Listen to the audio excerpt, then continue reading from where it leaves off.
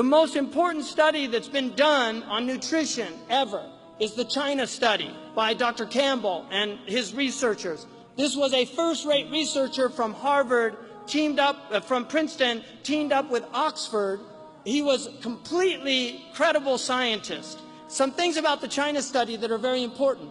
The first thing is that the results were so radical that the food pyramid was changed to be more scientific.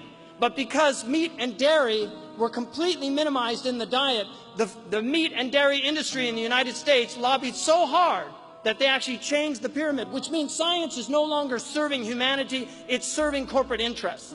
That's what it means. Science is serving corporate interests. That is wrong. The meat and dairy today is not the meat and dairy that Grandma and Grandpa ate. The meat that Grandma and Grandpa ate were free range, what they would call now organic. They didn't have a word for it because everything was organic 50 years ago. Organic, free range, happily raised animals on farms where they actually treated animals with some dignity. Now, and my grandfather had a cattle ranch, so I actually spent my summers on a cattle ranch, and I herded cattle, and I saw my grandfather, the first time I got on a horse, before I got on the horse, he put a pencil in my mouth and yanked it back really hard. And he said, that's what the horse feels when you're using that bit, so don't forget it. That was my first lesson, because that's the way people taught. They had respect for their animals. In the book of Zuhd, one of the Sahaba used to go out and put breadcrumbs on the anthill that was near his house, and one of the Tabi'een asked him what he was doing. He said, I don't want them testifying against me on Yawm al-Qiyamah that I didn't fulfill the rights of the neighbor. And this is an anthill. What kind of psychology did these people have? It's a different world they were living in. Sayyidina Umar, during his Khalifa, prohibited eating meat every day. This is a fact. Also, don't think vegetarianism is not from Islam. People say that when they become Muslim and they're vegetarian, they say, oh, you have to stop eating meat. I mean, you have to start eating meat. Your iman is not complete until you eat meat. That's what they say. And then they give them the biryani and welcome to Islam. Sayyidina Umar said, إِيَّاكُمْ وَاللَّحْمِ فَإِنَّ لَهُ ضَرَاوَةً كَضَرَاوَةِ الْخَمْرِ.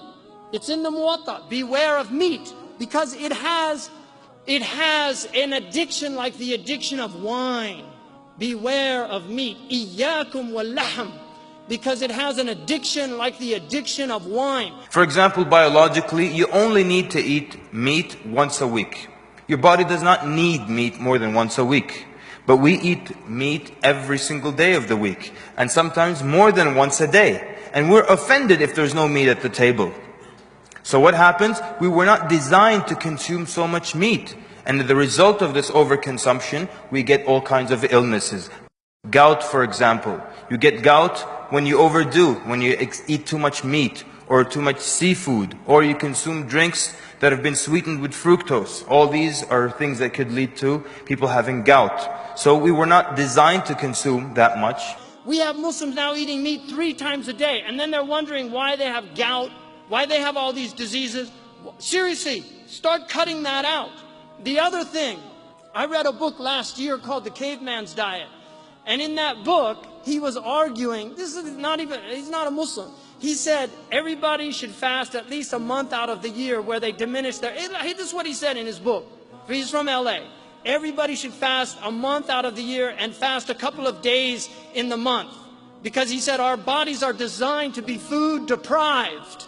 They're designed that way, to be food deprived. Imam Sahar al-Tusturi, one of the conditions when he took on students, one of the conditions he stipulated was they only ate meat once a week. In Maliki fiqh, a rich woman is entitled to meat twice a week. Muslims were semi-vegetarians. The Prophet ﷺ was a semi-vegetarian. He did not eat a lot of meat. This is a fact. You can read it in the seerah. 2 months they would see no smoke came out of his chimney.